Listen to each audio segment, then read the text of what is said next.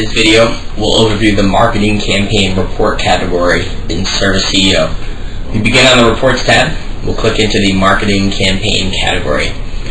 As with all categories, once you're in here, you'll be able to see any reports that have been created and saved in Service CEO.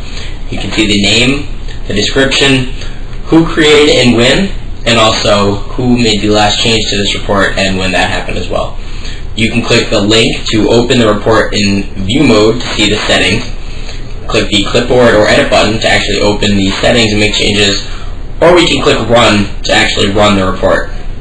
Let's hit build new report to overview the options in this category. Again, as with all reports, which is covered in more depth in the How to Build Your Own Reports training video, you have two tabs in the report, a Criteria tab and a Layout tab. In Criteria, again, we select the filter criteria, and we're limiting which data we're going to include into this report.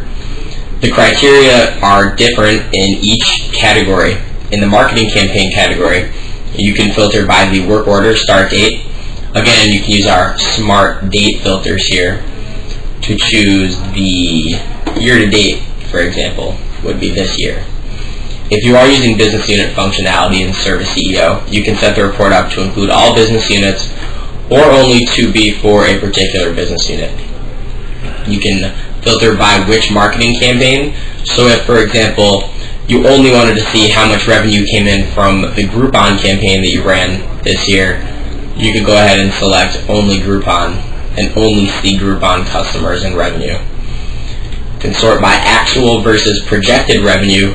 These are created and differentiated based on the issue date. So if a job has been closed out and the invoice has been issued, it is actual revenue.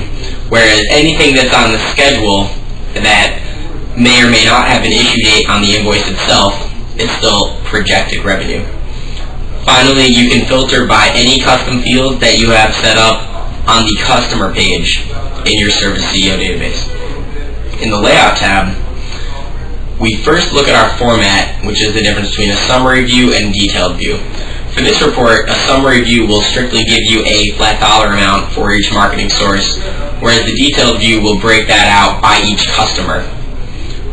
In grouping, you choose how you want your data summarized.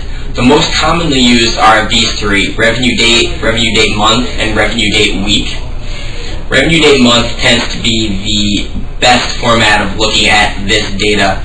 Daily revenue is a little bit too granular, and weekly is even still a bit too small of a time period in some people's opinions, whereas monthly really gives you a good month-over-month analysis of what's bringing in revenue and what's not. Finally, you can include any optional columns you see here.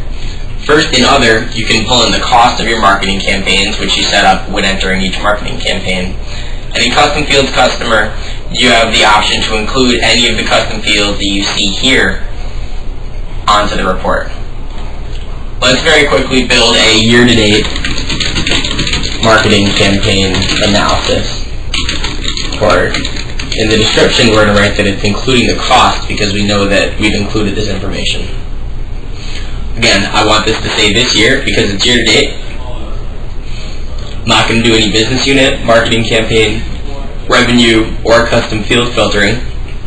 We'll simply come over to the layout, make sure we've got detailed view selected, and that the grouping is the revenue date by month. We'll go ahead and save this report and click run here.